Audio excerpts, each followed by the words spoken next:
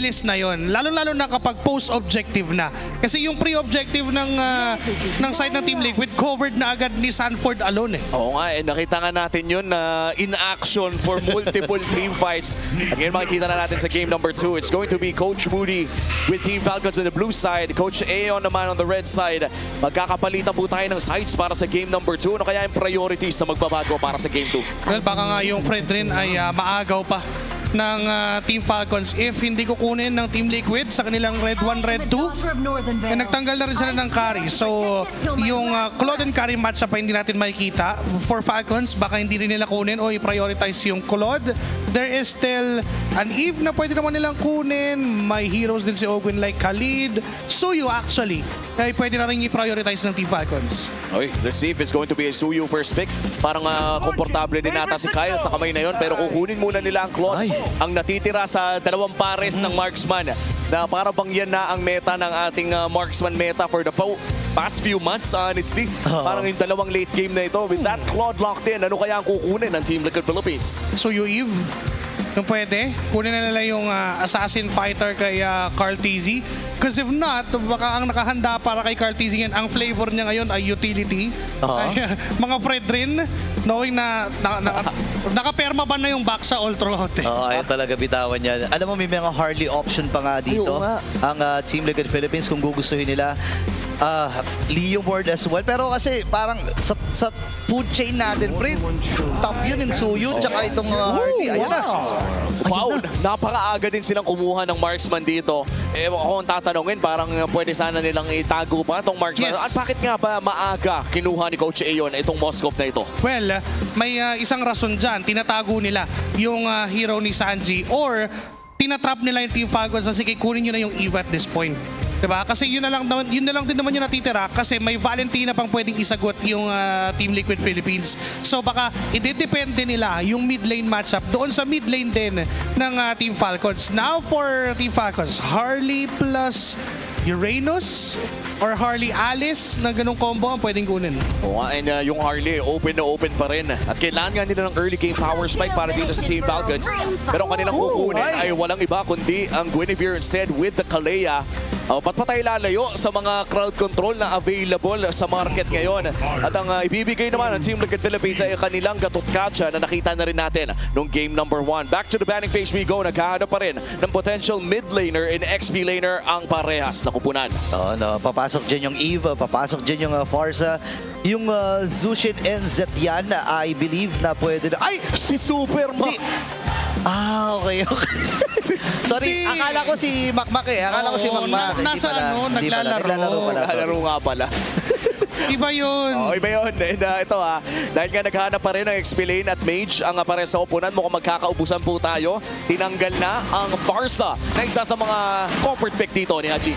Well, Team Falcons dito yung may kailangang mag-ban ng Valentina. Because if not, mauuna ang Team Liquid Philippines sa kanilang second phase. So, Valentina Red 4 ang inaasahan natin for Team Liquid Philippines. If not, tatanggalin ng Team Falcons. Ino nila tanggalin yung Zetian probably because of the vision. Kasi mas kailangan ng Team Falcons yung makakapag-surprise sila because of that Kalea. Oo, tsaka nakakainis din kasi yung Zetian when you're playing Kalea.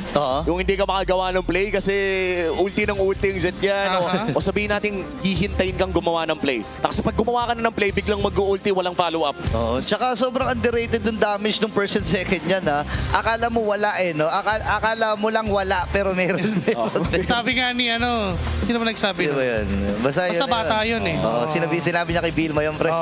Pero 3 beses din yung binibira yun. Akala mo lang wala, pero meron! Yung pinakamasakit yung dulo. Tapos ang audio cue, get out. Pumwede na rin. Ang dami palang pasok sa first kill ni Zetian.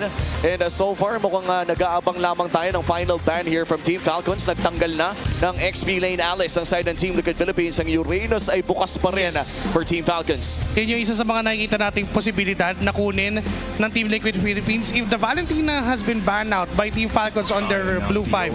Okay, so di sila nagban ng Valentina, inaasahan natin yun for Team Liquid Philippines at their Red 4 or the Uranus na pwedeng gamitin ni Sanford. Yun na ata pinaka-safe, no? Uranus, medyo mabibidin lang sila sa control.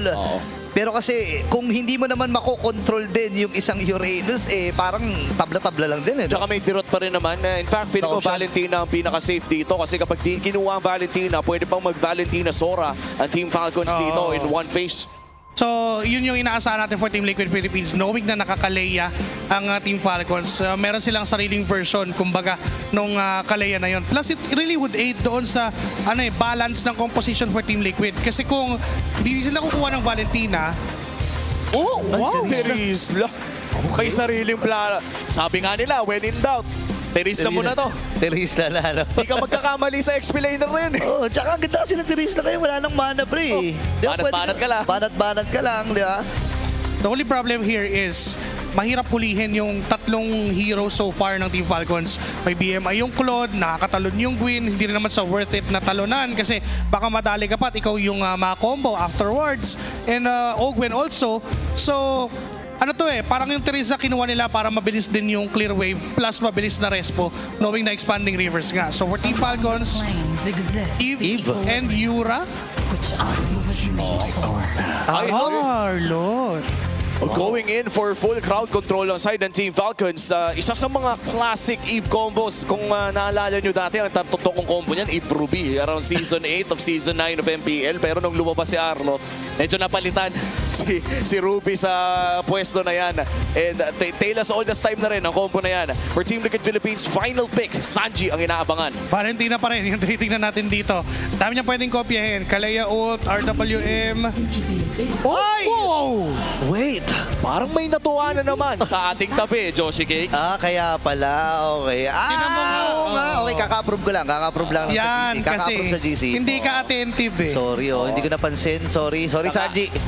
Nakabaliktad kasi yung cellphone mo, hindi mo nakita yung notif. Oo nga. Nasa GC na, sabi niya, Boss Burrito, teka, mag-lock in na muna ako ng Selena kahapon kasi hindi nagpa-approve si Boss Sean sa Twisted Minds eh. Oo. Nilock in lang. And ito na, for ating game number 2, lalabas na naman ang isa sa mga last on picks ni Sanji on this Selena.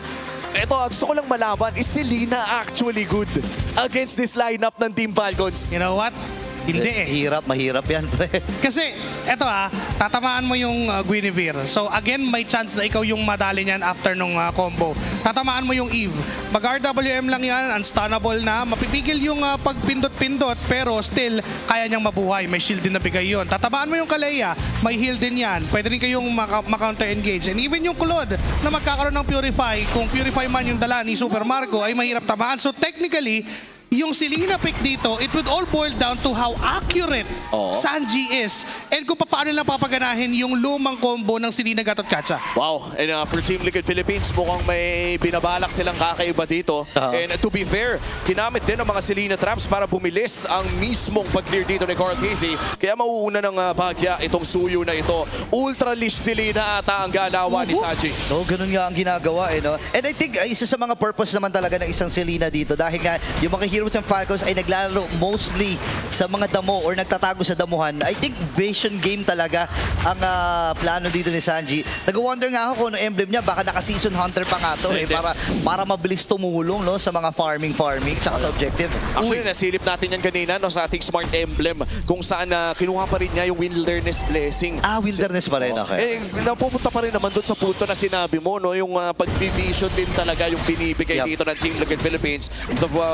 Napakatahimik ng ating laro, Joshi. Parang walang nagsasakitan, naninibago ko. Pero sobrang dependent din kasi ng lineup ng Team Falcons onto their ultimate. This is an even na Kalea we're talking about. And for Team Liquid Philippines, they don't want them to engage kasi mas gusto nila mag-engage kapag tumama yung pana ni Sanji. Oo. At nakita natin kahapon sa Selena game ng Twisted Minds na talagang umaasa ang mga Selena compositions na kumapit itong Abyssal Arrow. Big rotation however mula dito sa Team Falcons at bumato na rin Abyssal Arrow. Hindi kakabit dito kay Ogwen. Pinaglalabanan itong Green Camps na pinag-usapan din natin kanina sa Infinix Keys to Victory na napaka-importante para sa larong ito. Oo. Tagumpay naman na makukuha ito ni Carl TZ. Pero kailangang umout kagad dito ni JP dahil wala nga siyang buhay. Yeah? Oo, ito yun eh. Kapag Selena ang gamit, syempre may pa-handcam yan si Infinix. Ang GT Series at may laban pala sa gitna. Simula na kagad, mayroon din river manipulation at dalawa kagad! Actually, tatlo yung nasilat dito ng Team Falcons. Papasok pa si Sanji, tumama yung Abyssal Arrow in the trap. Pero sabi ni Flap, sige, try kong habulin si Sanji dito. Alam nila na wala itong pantakas. Meron din ng mga flicker na available. Tinatry microhead, hindi na Sanji, pero nilapitan pa rin talaga. Nabawasan si Flap ng konti, pero sulit na sulit yung para sa Falcons, ha? Ganda nung layer ng Final Slash plus yung Violet Requiem. Purify ni Teddy ay nagamit. Ang hirap ng sitwasyon dito ng Team Liquid. Lalo na napondohan na kaagad sila at yung mga kills na yon ay napunta pa kay Flap yung dalawa, di ba? Oo, tsaka parang ilan lang kasi yung mapupurify mo pag gaganyan. Totoo. Sa dinami-dami ng crowd control na meron dito ang Team Falcons, medyo mahirap talagang piliin kung kailan mo pipindutin yung Fury. But for Team Falcons na ngayon ay lamang na ng 1,000. Team Liquid Philippines ang mukhang magiging on the defensive stance muna. Ano bang hinihintay if you're Team Liquid Philippines? Sa Team Liquid, ang inihintay mo dito, of course, yung first item power spike ng isang Suyu, Hunter Strike or War Axe, so naman yung unang ibibuild ni Carl TZ, plus yung, again, yung pagtama nung pana na manggagaling dito from Sanji. And even yung respo ni JP gamit ang kanyang AOG. So for Team Liquid Philippines, kailangan nilang i-play ito ng as clean as they can para mabawi yung kalamangan from Team Falcons. Oh, and for Sanford, no, mukhang in-skip na nga niyang bumili ng sapatos sa ngayon. Rekta War Axe ang kanyang gustong kunin. At saktong-sakto ata aabot ang kanyang War Axe sa susunod na turtle fight natin. Sa ngayon, ng Team Falcons ay iikot sa may gold lane. Ogun providing a bit of protection para dito kay Super Marco. Ibigyan ba nila si JP? Ba't hindi nabigyan niya na? Papasok na rin si Kyle, apat na Ayun miyembro, na. pero hindi na ikasa yung AOG. May nakaabang kagad na Violet Requiem. That's pala yun? a very new combo na dati, hihintayin mo munang ibagsak sa'yo. Oo. Pero ngayon ang ginawa ni Kyle, sige, ibagsak mo dito, nag-ulti na ako. Para bang nasa langit na yung bola. Paulit-ulit lang pinangat ulit. Wow! Team Falcons, may bago na naman tayong natutunan. And that pickoff was right before our second turtle, which makes this a bit harder para sa Team Liquid Philippines. Pero sila mauuna na pumwesto sa pangalawa nating pagong. Pero ang maganda naman doon, may mga ultimates na nagamit ang Team Falcons. So pwedeng maging Q ito para sa Team Liquid. May AOG pa rin na pwede bitawan dito si JP. Sanji, sasama na rin. Pero kay pagsabay na Barney Game nagamit. Ando na yung river manipulation si Sanji. Goal! Pumasok pero si Carlito pa rin na nagawgi. Owen ay tutumba. Same with Flap. Atrasan ng dalawa. Mula dito si Falcons. Maghahabol pa si Carl pero hindi. Yung ano na lang, yung salagubang na lang ang kukunin niya. Oh, masyadong maaga ata ang Violet Requiem this time around. Yes. Dahil dyan equalized ang ating laro. Nagmintis yung common na ng Final Slash Violet Requiem. Nagkaroon ng off timing, kumbaga. Nagawa na yun ng first objective ng first turtle. Pero ngayon, dahil di nila nagawa, nabigyan ng espasyo o ng oras si Carl TZ na pumindot ng retry niya. Oo, at yun lang talaga ang kailangan. Mabigyan ng espasyong mapindot ang retry. And just like that, equalize po ang ating game. 5 minutes in, wala pang may hawak ng malaking kalamangan ng Team Liquid Philippines back in this game. In a way na hindi na sila behind by 1,000. But looking at our Infinix in-game equipment, sino ba yung may hawak na talaga ng tamang items ngayon? Looking at it, Super Marco already has his DHS. Oy! Pero wait lang. Binibigyan kagad si Sanji. Ganong kabilis lamang ang mga naganap. Sabay nakakuha ng... actually, maswerte pa sila kasi hindi si Kyle ang nakakuha nun at si Haji pa. Yun yung binabanggit natin na hirap ng Selena sa match na to. Hirap talaga. Ramdam yung hirap, pre, no? Ang mahirap din sa isang Selena, pre, double-edged sword, eh. Kapag hindi tumama Yes. yung Abyssal Arrow, kakasaka uli, eh. Pero parang pag nag-init ka naman, tuloy-tuloy na. tempo-based kasi yan, eh. Just like that, makakakuha ang Team Falcons ng isang Torre doon sa may bandang itaas at matatapos na nga ni Flap ang kanyang unang item, which is the Oracle, na medyo napatagal kasi kumuha pa siya ng upgraded boots with a Fury Hammer. At yun naman kasi talaga, no, when you're playing an Arlo, Fury Hammer lang talaga Okay na. ang puhunan niya na damage. Kung makalamang ka, tatapusin mo Hunter Strike, pero it seems na naharap na si Carl TZ dito sa may bandang ibaba. 10 seconds bago lumabas ang pinakahuling pagong ng larong ito at mauunang pumesto ang Team Falcons. Laking bagay pa na yung Oracle first build niya would amplify yung spell bump ng kanyang Vengeance. Tapos naka-Brave Smite pa siya. Si Teddy ang hinahabol dito, napapurify na rin at tumakas! Wow! Oh my goodness, grabe yung micro dito, pero pumunta na rin si Zogwin para linisin ang mga naganap. Carl? May blazing duwe din, nakakabili si Super Macpac, pero nakapatay na naman sila. Teddy and Haji ang namaalam, pero si Carlito ay pupuntahan din nila, nakatakas na. Kaya lang Wow! si Patrick Kim, mabibigyan natin din si Sanford, pero Uy! naman din si Carlito! Carlito at si Sanford ay bababa na ang kanyang buhay. Si JP ang inahabol. Ito yung final shots. Napipitas din ata si Sanford. Yes sir, Kyle ang nakakakuha noon at si JP tumatakbo na para sa kanyang buhay. Aantayin pa yung mga wave at pinagtulong-tulungan na ng mga miyembro dito. Buhay pa rin. Si Danny JP. Iiwasan din yung mga kampas.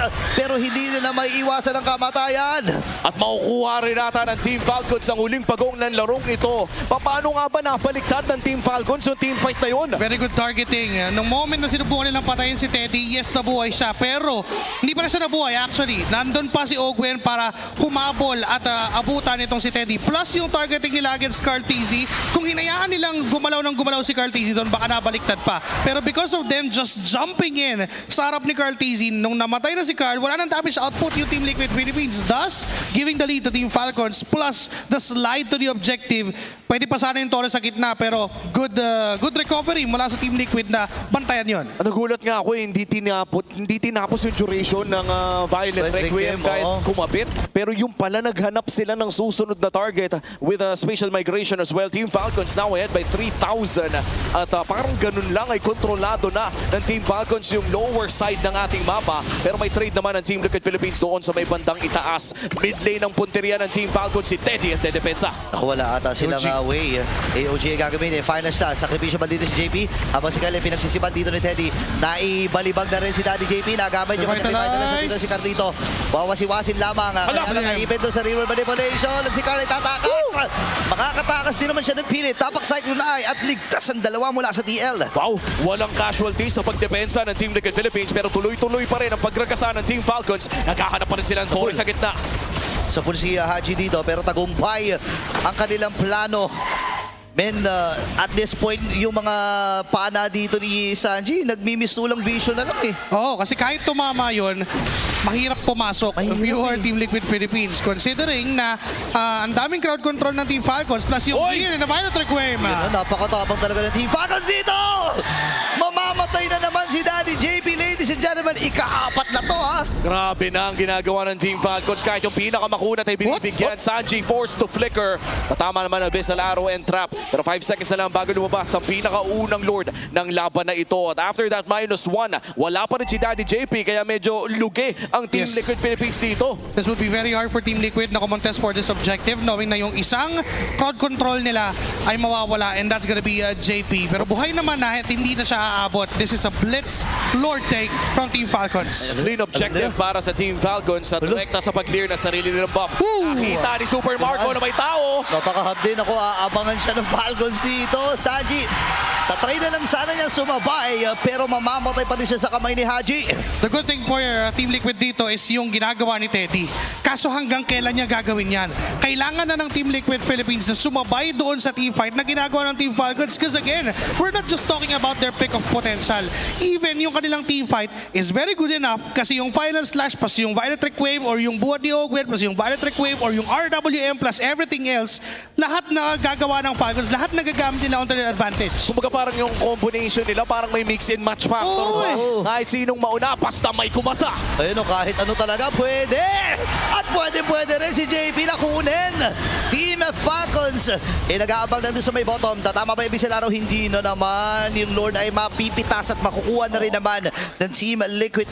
Magandang depensa at tagumpay para sa Cavalry. Ang maganda naman dito for Team Liquid ay hindi sila nawala ng inhibitor turret. Nawalan lamang ng buhay muli si JP. That's his 5th death of the game. Siya talaga ang binibigyan ng Team Falcons sa ngayon. At rekta push pa rin ang call ng Team Falcons. Tatalo si Ogwen. Magandang zone lang ang kanyang ipapamalas para makuha na talaga yung Torres sa may bottom. Pinipilit humabol lang at Team Liquid. Pero parang sinasakal na sila dito ng Falcons eh. Hanggat alam nila na walang revitalize si JP, at pag alam nilang walang mga flickers or purifies, ready silang bigyan kahit sino. And we're talking about yung binabanggit ni Omi na mix and match. Kahit anong ipares mo sa kahit ano ay gagana for Team Falcons. Oo, and nakita natin yan paulit-ulit. Kahit, literal kahit sinong mauna. Totoo. At kahit sinong buhatin ay sapat ang nilang damage. And Team Falcons right now in the driver's seat ng larong ito. Kanina ng game number 1, nakita natin na baliktad ang senaryo. Team Liquid Philippines ang nakakalumang since minute 1. Pero para naman dito sa game number 2, Team Falcons naman ang may hawak ng laro for the past 12 minutes. At isang minuto na lang hinihintay natin para sa pangalawang Lord. Level 15 na rin ang parehas sa junglers. This is going to be a duel between Kyle and Carl TZ. For Team Falcons, huwag nilang palapitin si Carl TC sa objective. Kasi kahit anong mangyari, hanggat may oras siyang pumindot ng retry niya, may chance ang makuha ni Carl yung Lord na yon. But for Team Falcons naman, wala nang kailangan baguhin doon sa ginagawa nila kasi for the longest time, for 12 minutes in, gumagana yun. Oo. At yung gumagana na kasi para sa Team Falcons, parang wala ka na rin naman kasing papalitan doon. Wala na. O, kumuha ka ng isa, patayin natin, nakuha tayo ng objective. It's the most simplest play na pwede natin makita. At walang masama sa simple kung gumagana. Yun nga eh. And ang mahirap pa dito na para sa Team Liquid, hindi magiging simple to. Kasi yung long lane ay bukas para sa Falcons at liyamado sila. Even though na hindi nila pansinin yan, pre, uusad at uusad yan. So, isa sa mga problema yan ng Team Liquid, mabuti na lang nandyan si Teddy at kailangan nila magtalaga-talaga ng tao dun sa may bottom, di ba? Oh, interesting din na hindi nila dinala si Teddy. Teka lang, nag-dash in si Teddy ha! Ayun na, nagamit na yung final shot. At tatlo. turn na rin dito ang Falcons. Aray ko! Kay Teddy at siya'y namatay. Pagkadash, nasa harapan ni Flap. Suko sila dun sa Lord, pre. Ganun lang eh. Paulit-ulit, same. Na kapag wala ng resources para makatakas, bibigyan ng Team Falcons. Now they got the Lord. What's left for them is, dahil sa baba dadaan yung Lord na yon, ay tapusin na tong laban na to. They won't give time para kay Teddy na makabawi pa. And now, wala pa man din yung Lord, tutulak na ang Team Falcons. Oo, wala pa kasing marksman eh. Gusto na lang inhib doon sa taas at pwede pa agad pumunta sa gitna. May binigyan na rin. Si JP, si Sanji kaagad na nabigyan. And that combo at nilayer na talaga nila mahusay yun. AUG gagamitin ni JP plus the Revitalist para lang makasurvive. 25 seconds para kay Sanji.